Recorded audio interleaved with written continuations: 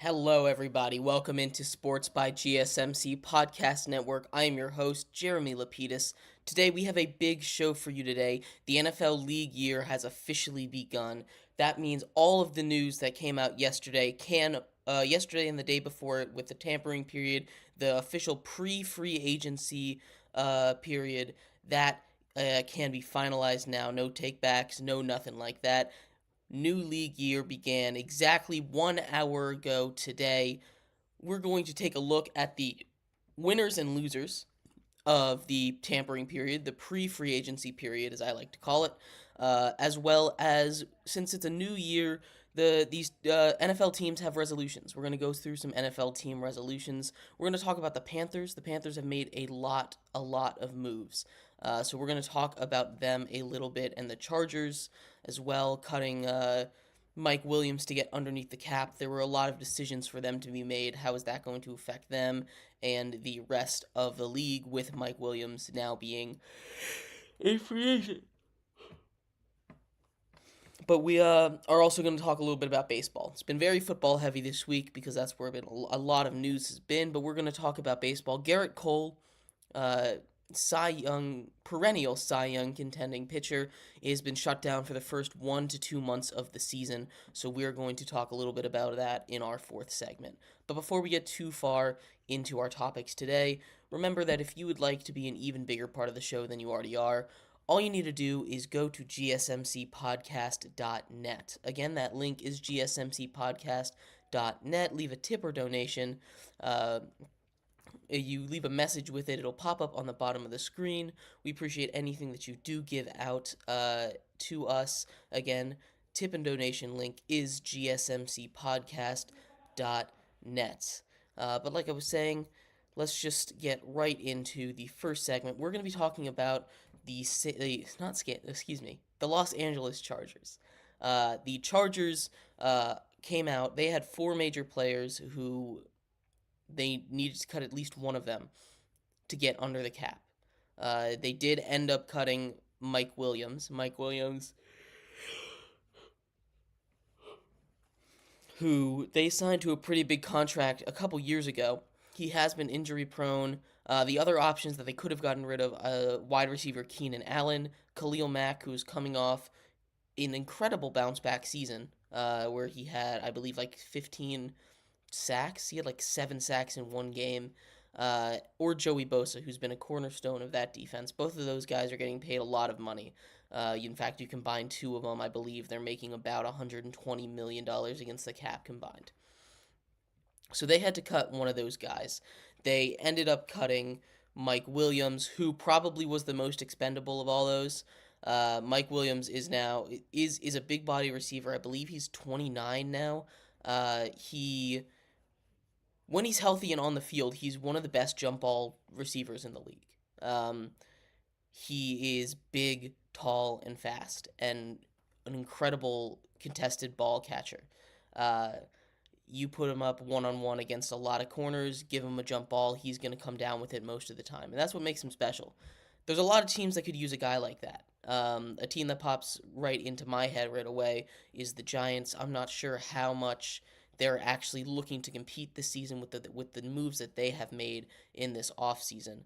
But that's a team that I think he'd fit really well on. Really, a lot of teams could use a guy. The Bills, I think, would be a great fit for him as well. They obviously just lost Gabe Davis. Uh, he went down to Jacksonville, but getting another big, long guy on the outside to replace Gabe Davis, a guy like Mike Williams, who, as long as he's on the field, is more productive, especially opposite Stephon Diggs. And we've seen what Mike Williams can do opposite a star receiver like Keenan Allen. So we are we're gonna if we I'm curious where you guys think it would go. I think the Bills are a really good spot for him. I think that's where he's going to end up going. There's a lot of options out there in the NFL for a wide receiver like Mike Williams. I think the Chiefs are going to try and get him. I think a team like the Commanders might try and get him. The Cowboys, after losing Michael Gallup, he's like a Michael Gallup is like a Mike Williams. Is like the Kmart version of Mike Williams, I guess. So bringing in him to the Cowboys organization might be huge, especially for a Cowboys organization that has literally done nothing this free agency. Um, it's been very disappointing as a Cowboy, if you are a Cowboys fan, to watch all these other teams improve or make changes, try and improve their team, and the Cowboys just sit on their hands, doing nothing, twiddling their thumbs. Now, free agency isn't over. In fact, technically, it's only an hour old, but a lot of these deals have already been made. Most of the major free agents are off the board. The biggest name left is going to be Tyron Smith, who is leaving the Cowboys. So it's a very interesting situation that the Cowboys have found themselves in.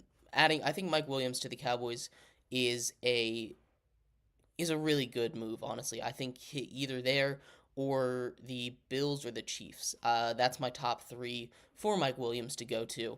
But as far as the Chargers go, they needed to make one of these moves. They obviously didn't want to. They were very, very deep in cap problems. They had to cut one of those four big guys that they'd already handed major contracts to, and they chose Mike Williams. I think he was the most expendable out of those three. I know you might say Keenan Allen is old. You know, he's lost his step, but he had one of his best seasons last year as in terms of volume. Uh, they don't really have a guy that can stretch the field, and without Keenan Allen as their guy in the middle of the field or short routes, they don't really have much of a passing attack, even with an elite quarterback like Justin Herbert back there. Now, Nick Bosa and Khalil Mack both had really good seasons last year, Khalil Mack especially, but they're also older. It's just you don't want to blow up your defense at a point where there's not really replacements for those guys on defense, where you can go out, if you're the Chargers, and get a guy like a Calvin Ridley, for instance. I think Calvin Ridley would be a great fit over there in I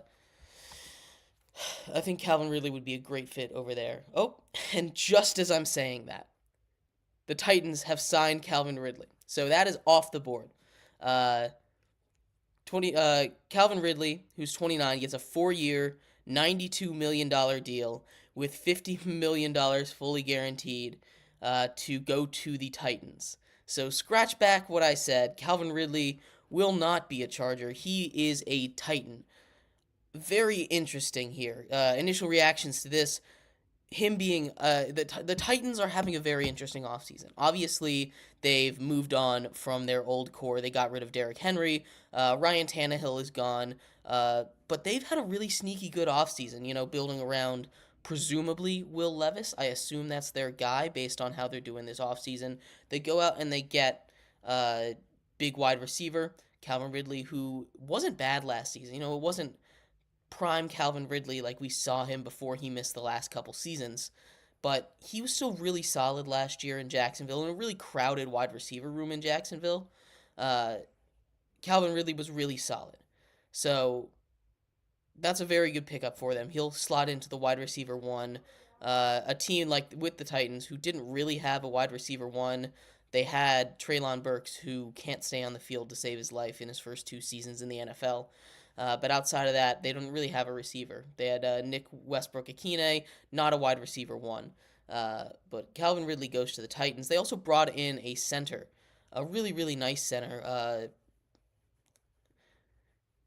The Titans are in an interesting spot. Obviously, they brought in Tony Pollard as well. They already have Tajay Spears. Both of those guys play similar roles. I'm not sure who's better. I might have stayed with Tajay Spears because he's cheaper and younger, but both of those guys play similar styles. But they've built up a lot for a team that isn't awful. They're in an awful position. I thought they were gonna, once they let Derrick Henry walk, they were going to go and tank for a little bit. But they're building up. They're giving themselves a shot. I really like what they're doing, especially in a division like the AFC South that they're in. Obviously, you have Houston, who is presumed to be at the top with CJ Stroud and all them boys over there. The Texans have also had a very nice offseason. But the Colts are your other big competition. They are in a weird spot where they're very good or close to competing, but their quarterback situation is a mess. They have Anthony Richardson, and as long as he can stay healthy, they should be good. But last year they were using Gardner Minshew all season, who was fine, but nothing special. Uh, and then the Jaguars are in that division as well. It's a tough division, so they're just trying to keep pace in there. Uh, but yeah, in our next segment coming up, we are going to do winners and losers. I know we kind of got into that a little bit in this segment with that breaking news. Uh, I really like the move for, or I understand the move. I think that was the best option for the Chargers. There's plenty of free agent wide receivers out there you can get for cheap to replace a guy like Mike Williams, or you can draft one. You have that number 5 pick in the draft. You can go out, maybe not, maybe get a guy like Malik Neighbors or Rome Odunze to replace him. Maybe you get a Brock Bowers to replace him. I know they just signed tight end Will Dissly, so maybe they're not going to get Brock Bowers, but they could still get a pass catcher in that draft. I wouldn't put it past them now that they've gotten rid of Mike Williams. So I'd love to hear what you guys think about this. In our next segment, we're going to go over winners and losers. We're going to talk about a couple teams that we've already touched on, as well as some other teams that have had really, really solid free agencies and some that just have not been very good. That's coming up in our next segment. Stick around. We'll be right back on Sports by GSMC Podcast Network. I feel like I'm losing my mind. Is everybody in the world blind? Please, Lord, give me a sign, a sign. I feel like I'm losing my mind. Is everybody in the world blind? Please, Lord, give me a sign, a sign.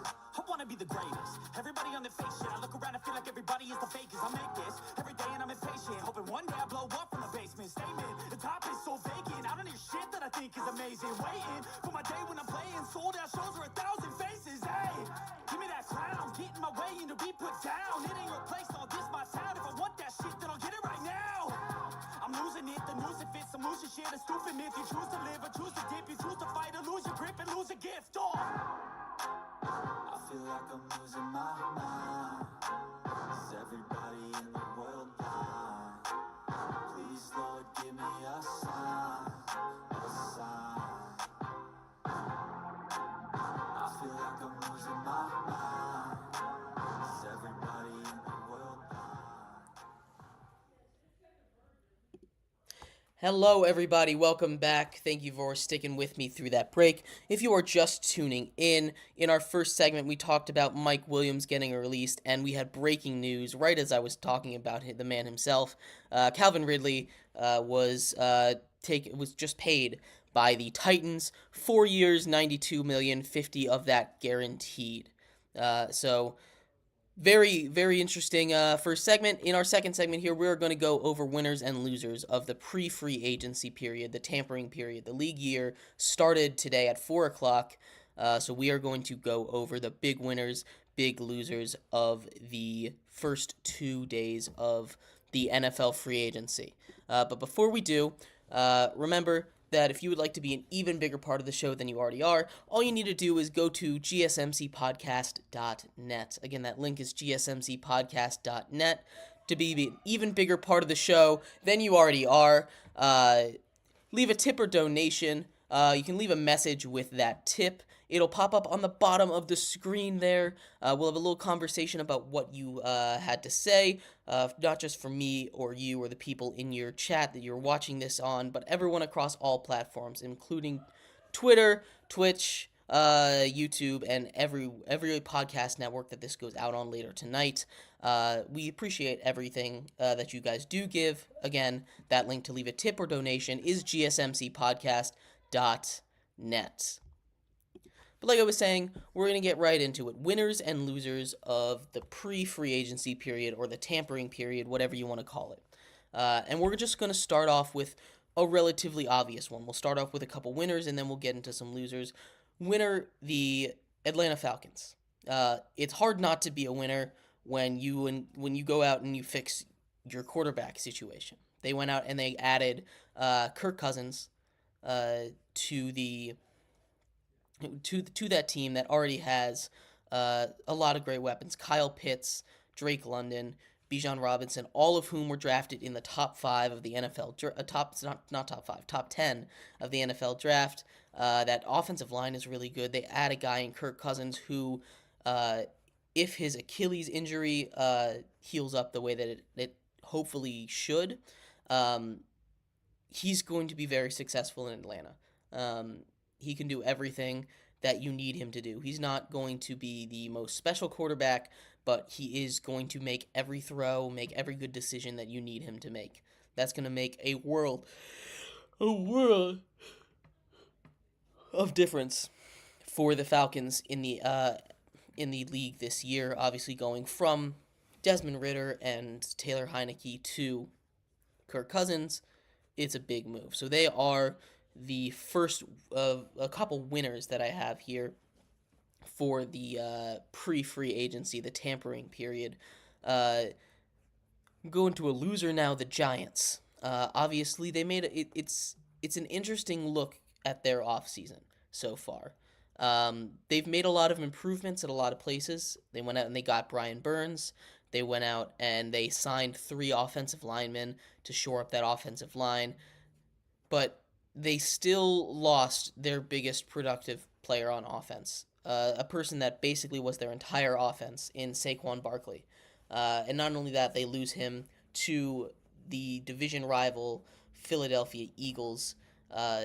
That is a loss for me. As much as they might be trying to mask it by making a couple other moves, it might throw them more in the neutral territory. But losing a guy like Saquon puts them firmly in the loser category for me, personally at least.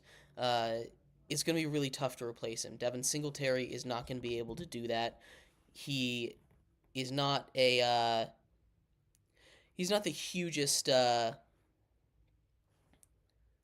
difference maker in running back. I know he's coming off a very, very good season, career high season where he rushed for, I believe, 898 yards. With the Texans not even starting the year as the starter, taking the job from Dameon Pierce as the year went on. But it's a very interesting situation. I don't think they're winners. I think the Giants are firmly in that loser category. Another team that I'm gonna put into the winner in team that I'm gonna put in the winner category here is the Vikings. I know they lost Kirk Cousins, and that's a big sting. But you go look at some of the other moves they made, bringing in Aaron Jones on a 1 year, $7 million deal. That is huge. The ability for them to go out and get and fix what was their biggest weakest last season, probably. In the excuse me, what probably was their biggest season. Getting a running back there, they really needed one, and Aaron Jones is a very good running back. I know he's 29, he's going to be 30 at the end of next season, which is why the Packers chose Josh Jacobs over him. 3 year age difference. I still think he's a better running back than Josh Jacobs regardless. He's just so versatile. You can line him up in the slot. He can work as a wide receiver. That's something that most teams can't do. Now you still have, they did go out and they get Sam Darnold. I don't think he's going to be their final starter. I think they're going to go out and do something. Maybe trade up in the draft. Maybe trade for Justin Fields, although that is very far-fetched as they are division rivals with the Bears. But I'm very happy with the Vikings offseason so far. There's still plenty of guys out there that they can get. So it's not like super high on the winner category, but I do think that they were winners. Losers, again, the Miami Dolphins. They've just lost so many players. They lost Xavier Howard, who was a little hurt. Jerome Baker they cut as well. Christian Wilkins, big defensive tackle. Robert Hunt, big offensive lineman. And Andrew Van Ginkel, who they've cut. They didn't use their franchise tag on anyone. They lost a lot of huge players, and most of those were downgrades, I would say. That defense was really, really solid last year, but a lot of those were downgrades. Uh, you go from Robert Hunt to Connor Williams. You know, you go you go from Jerome Baker to Jordan Brooks. It's just not it's not a good move for these teams. They're very, I guess I would say, they're not lateral moves. They're lateral moves at best. And I know they had to stay below the cap. They've got a lot of guys to pay. They're still figuring out the contract situation with Tua, but I think the a team for me that is a loser is the Dolphins. Uh, and then I want to talk a little bit about the Panthers. They're another loser for me. Uh, it's interesting what they've done because they've done so much, right? They've traded for Deontay Johnson. That's a plus. They had to give up a corner in Dane Jackson, who is just he's okay, but nothing special. They traded away Brian Burns for a second and a fifth, and that doesn't seem that bad until you remember a couple years ago they were being offered 2 firsts and a second for this same guy. Uh, so it's not a good look. Excuse me. After trying to hold on to him and compete, and then this is a miserable season. Really, no matter what they did this offseason, they probably would have been labeled as losers. Uh, Basically because of, the fact that they had the number one pick and traded it away after trading up to get that number one pick last season and draft Bryce Young instead of CJ Stroud, who at the time was the consensus number one overall pick. Obviously, hindsight is 2020, but the Panthers have had a really, really interesting offseason, and it hasn't been all bad. But they did let a lot of their defensive stars go. Frankie Louvu walked, and Brian Burns was traded. That defense, as much as it was already bad, it has been decimated. And the offense is improved a little bit. They should probably go out and get some more weapons, some more. They have focused on the offensive line. They went and signed 3 offensive linemen. It was a little bit of an overpayment, but it's a very interesting spot that the Panthers found themselves in because they're not a very desirable location for free agents to go. Obviously the whole situation with the owner. They're a bad team, which doesn't help. We've seen this before. They're having to overpay everyone. We saw it with Jacksonville just a couple years ago when they had to pay the Jacksonville tax to get some of those guys down there, like Christian Kirk. They had to pay a little more money for him to get down there, and the Panthers are going to have to do this. Now, the Jags have turned it around. They're no longer that franchise that people don't want to sign with. People are happy signing with the Jaguars now. But the Panthers right now are that franchise that you have to pay that Panther tax. You have to pay that Panther tax if you want to get these top-tier free agents because if they have another option, they're not coming there. And that's never a spot that you want to be in. Never, ever. And then the last team that I want to talk about is the Jets. I think they're winners so far. They haven't done a lot, but they have gotten 2 offensive linemen, and that was their biggest weakness. Now, with Aaron Rodgers coming back, that's going to be the biggest spot that he needs to be fixed. You still have Garrett Wilson on the outside. Their receivers will be just fine, but the offensive line desperately needs to improve. It was one of the worst offensive lines. He's one of the worst offensive lines in all of football last season, and they have not done a lot to improve it. So, as far as them improving, I think they've done a really good job. The Jets went out and they got, Morgan Moses from the Ravens. They went out and signed a couple more offensive linemen. They've done a really good job. I'm very happy with what they did. They were low-key moves, but what the Jets have done, brought back Thomas Morstead, who one of the best punters in the league. I know that's, again, at a position that we don't think about too much here when we're doing that analysis. It doesn't affect the game too much, but he legitimately won at least one game for them last season. Now, I know that was against the Giants, but he legitimately won a game for them last season. It was a disgusting rainy game. I was there live, and he destroyed the Giants with his leg.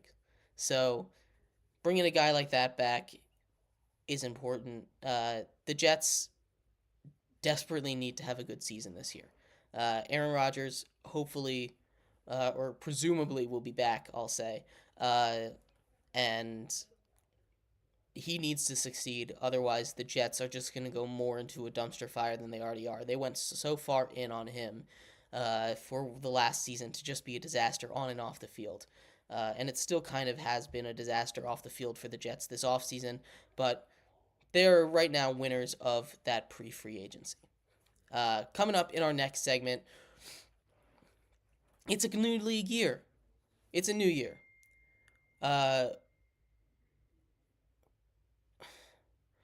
It's a new league year. It's a new year. We're gonna talk about some New Year's resolutions that NFL teams will have. So we'll go down a list and just go through some New Year's resolutions. Talked about that stuff. Thank you everybody so much for watching so far. We will be right back on Sports by GSMC Podcast Network.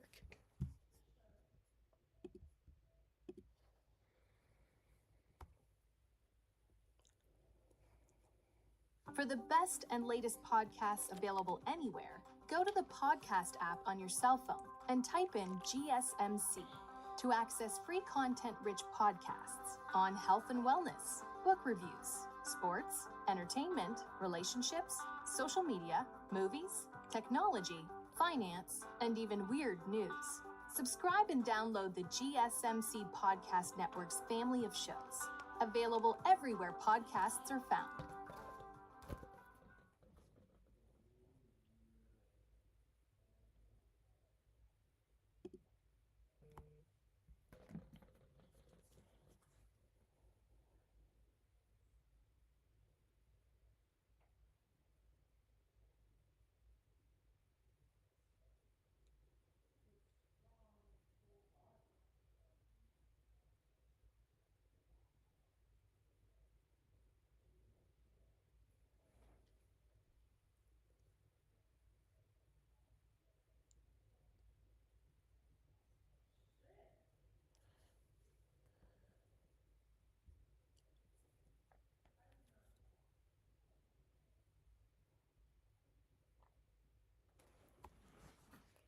Welcome back, everybody. Thank you so much for sticking with me through that break. If you are just tuning in, we have covered winners and losers of the pre-arbitration, not arbitration, the pre-free agency, pre-league year tampering period in the NFL, as well as some of the major moves of the day, including Calvin Ridley signing a massive deal with the Titans while we were live, Mike Williams getting cut from the Chargers to get underneath the cap, excuse me, and a couple other major pieces of news. In this segment, as a new league year comes around, lots of teams have New Year's resolutions, and obviously they all want to win the Super Bowl.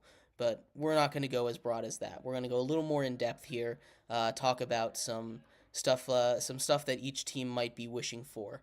But yeah, that's what we'll talk about here in this segment. If you were just, excuse me, but before we do, remember that if you would like to be an even bigger part of the show than you already are, all you need to do is go to gsmcpodcast.net, leave a tip or donation. Anything you leave a note with it. It'll pop up on the bottom of the screen there. Stay up there on the screen for a minute for me, you, everyone else to see, not just on your platform, but on every platform we are live on, and that we go and post these episodes on later. We'll see and hear. We'll have a little conversation about what you have to say. We appreciate everything that you do give. Again, that link is gsmcpodcast.net. But like I was saying, we are going to talk about NFL resolutions. Obviously, we all have our own resolutions at the beginning of the year, but this is the New Year's. Happy New Year's Day for the NFL. Everyone made some resolutions, so we're gonna go through a couple of them, see what they had. We'll start over here with with the AFC East. The Buffalo Bills, they want to they want to beat the Chiefs, beat the Demons in the playoffs. Obviously, the Bills have been so close so many times. This year especially seemed like the year that they had to do it. They just can't quite get over that hump of the Chiefs. Every single year in the playoffs, they run into them. They need to be able to beat the Chiefs. That is their New Year's resolution. For the Miami Dolphins here, uh, they're looking for some health on their defense. Obviously, their defense has been ravaged by free agency and cap casualties, but even before, their defense was a mess. It was not a very good situation for them. It's the reason why they kind of started slipping towards the end of the year and not performing against good teams. Uh, the Dolphins need they ran into a tough situation in the Chiefs playing in one of the coldest games in NFL history, but having a healthy defense would have massively improved that. So that is that's their resolution here. The Cowboys' New Year's resolution again. The Cowboys' New Year's resolution moving into the NFC here is to make it past that second round. They haven't won a Super Bowl since the 90s. Dak Prescott, they need to figure something out with him. He wants to get paid. The Cowboys aren't going to pay him. They haven't made a move in free agency yet. They need to go out, make a big move, prove that they can do it. They believe every single year. Every single year they believe, but they just haven't been able to get over that hump. The Lions don't really have a resolution. They had most of their prayers answered last season, and they're just enjoying the ride right now. They made it to an NFC Championship game, hosted a playoff game for the first time since 1993. 30 years since the last home playoff game they had. The last time they had a home playoff game, the NFC North wasn't a division. This was the first time in history that the Lions won the NFC North. So they don't really have a New Year's resolution here. They are riding off the coattails of success. Houston Texans here, they want CJ Stroud to continue to develop. CJ Stroud is one of the brightest young players in all of the sport. They obviously won Rookie of the Year. He taught him to a playoff after being the number 2 overall pick last year in the draft. They had been a very miserable team. They brought in new head coach, brought in a new quarterback. Everything changed like that, and they are just hoping that it wasn't a fluke. I don't think it's a fluke, but that is what they are looking at here.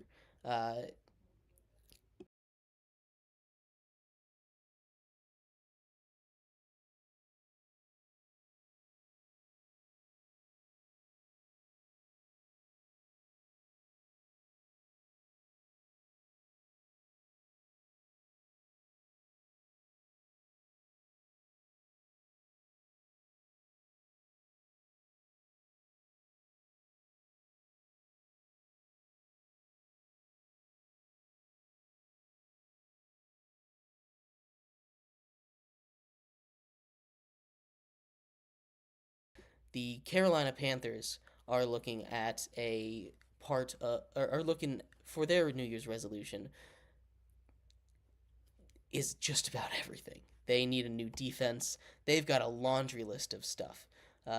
They are really hoping that Bryce Young can turn out improvements, that their new coach will stay long term, and that David Tepper will not fire another coach this before another season ends. The Carolina Panthers have gone through so many coaches in just the 2 years that David Tepper has taken over the team.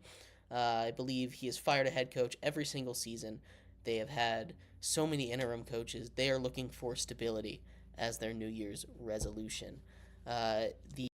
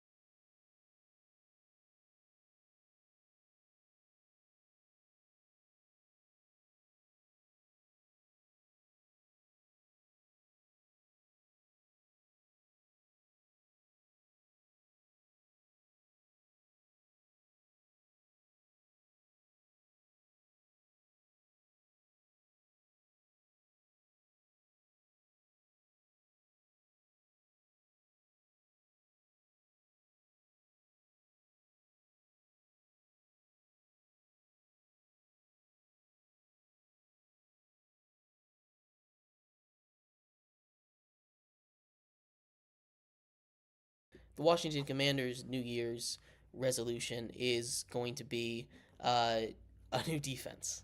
They fired all their coaches, and their defense was just atrocious last year. They've already helped by bringing in Frankie Louvu. We talked about Jeremy Chin from the Panthers as well.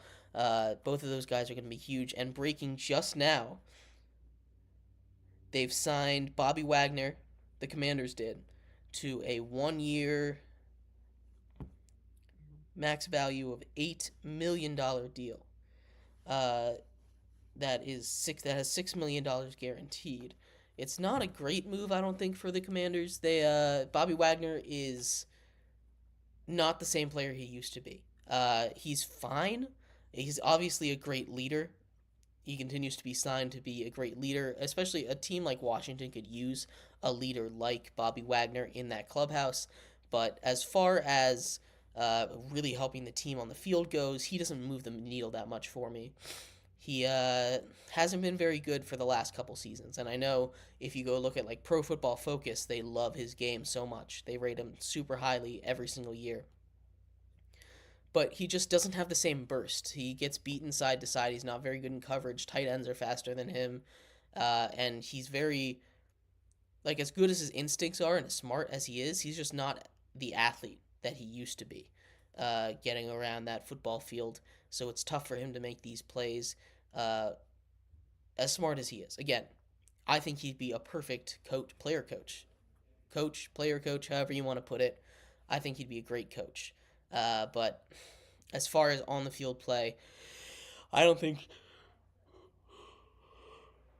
he quite has the juice left in it to really make a world of difference for that team. But Bobby Wagner to the Commanders, $8.5 million, $6 million of that guaranteed. The Commanders continue to have a lot of cap space. They've had an interesting offseason. And I like what they've done. I really have liked what they've done. So we'll see what they do. Obviously, they're going to draft a quarterback, or most likely they're going to draft a quarterback. It's a very interesting spot to be in for the Washington Commanders. But yeah, in our next segment coming up, we're going to transition out of football and into some baseball. Some big news coming out of Yankees camp that has to do with Garrett Cole and his injury. We're going to talk about Aaron Judge and his injury, as well as any other major breaking baseball news that is happening around the MLB as we continue to inch closer to the start of the regular season. Opening day is less than a month away. We're right on the cusp of it. Very excited. We'll start doing some MLB breakdowns by division coming up real soon once we get closer to opening day. But yeah, stick around. Thank you everybody so much for tuning in to Sports by GSMC Podcast Network. We'll be right back with segment 4. Stick around.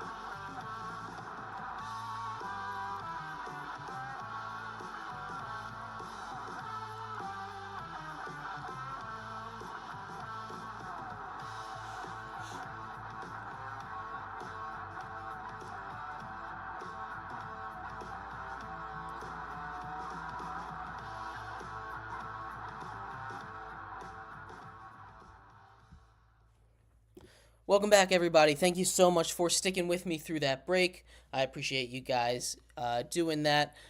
If you are just tuning in, we have had a lot of football talk. We talked about winners and losers, some New Year's resolution as the new league year begins in the NFL, and we talked about some of the breaking news. Bobby Wagner signing with the Commanders just a couple minutes ago.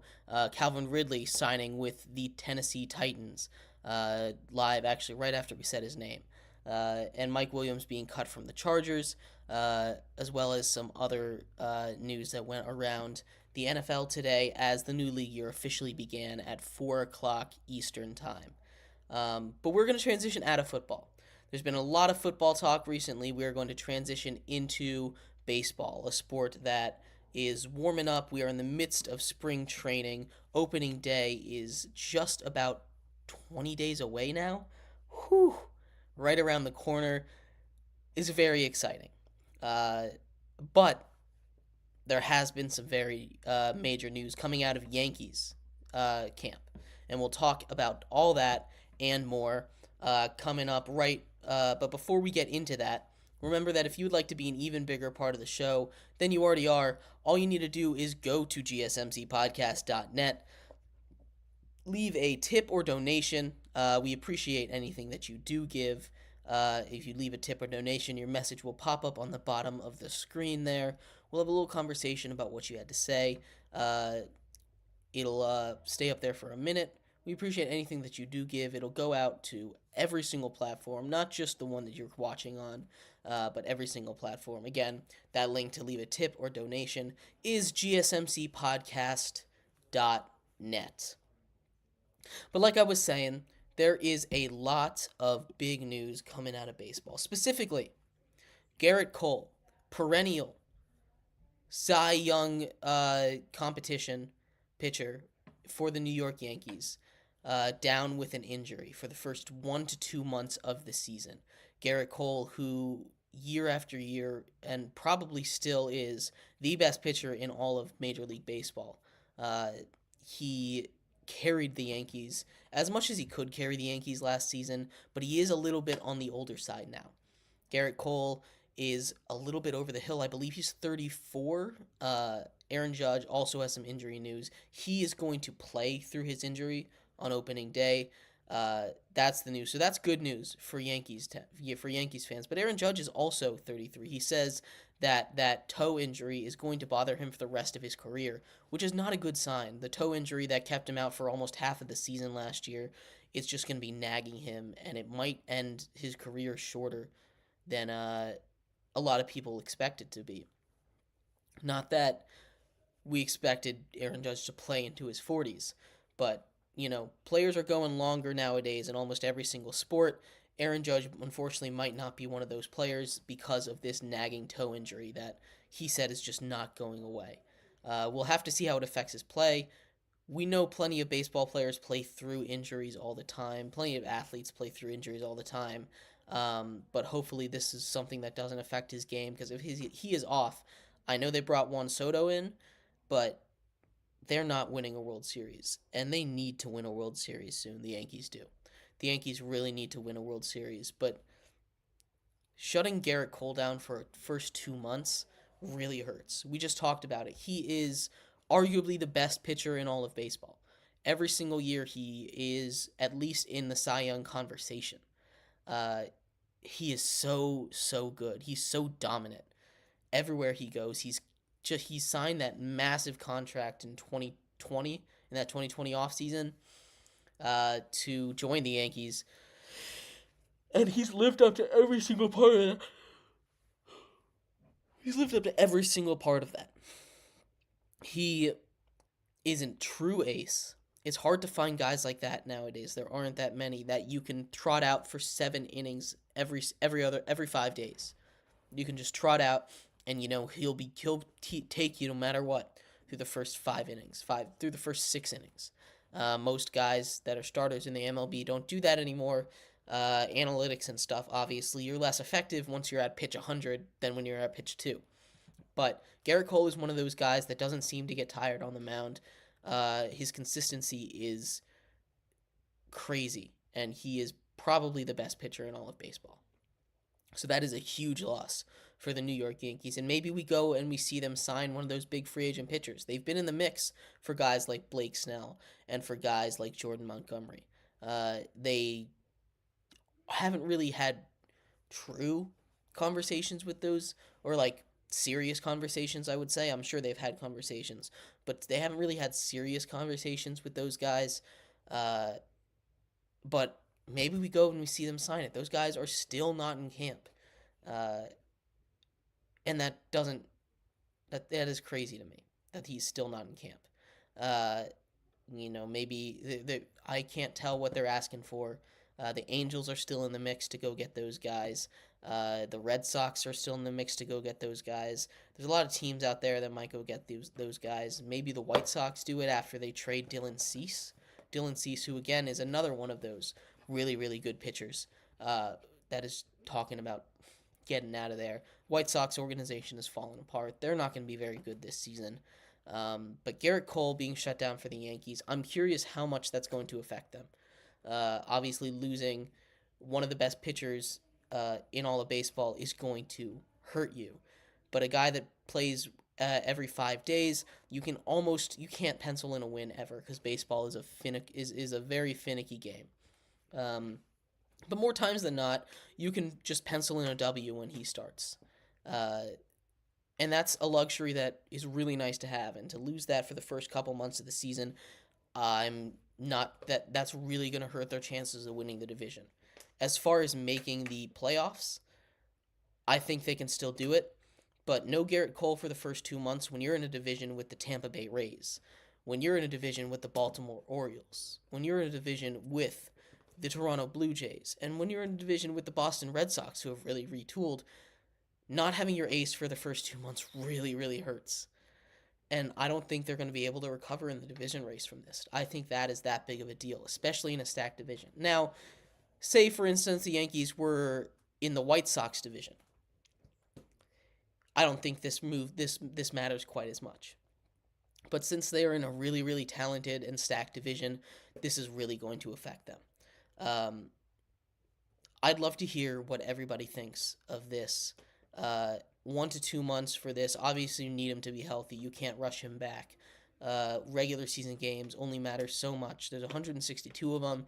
You need him at his best for the most of them, and you need him at the best for the playoffs if you have any chance of making a World Series run. Pitchers are so hugely important, and everyone knows that pitchers are one of those shiny positions in sports. Quarterbacks, shiny position. Pitchers, shiny position.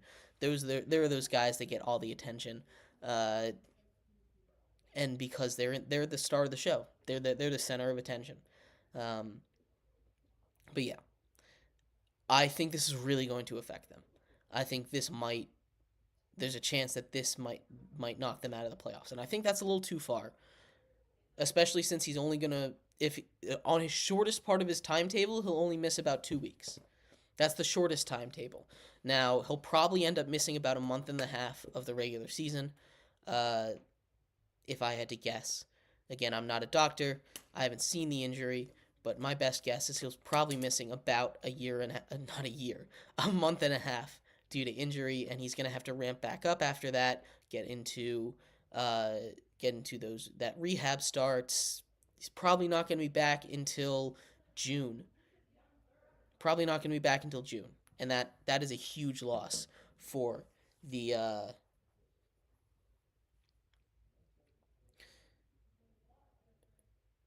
that's a huge loss for them. So I'd love to hear what you guys think about it here in the comments. Thank you, everyone, so much for tuning in to this episode of Sports by GSMC Podcast Network. I have been your host, Jeremy Lapidus.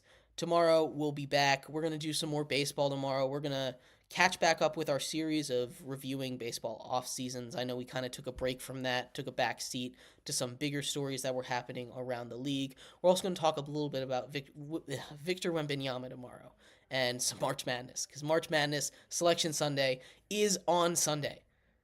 Or not this Sunday, but next Sunday. It's coming up. I'm very excited. We're going to talk some March Madness. Thank you, everybody, so much for tuning in.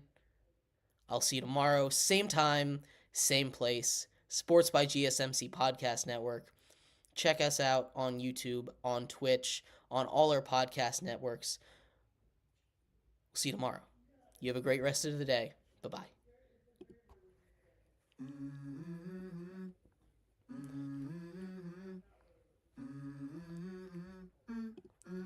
Let's go. I wake up to a little bit of drool on my pillow, feel like it's gonna be a bad day. Yeah, I'm tired of shit, and the coffee ain't hit yet.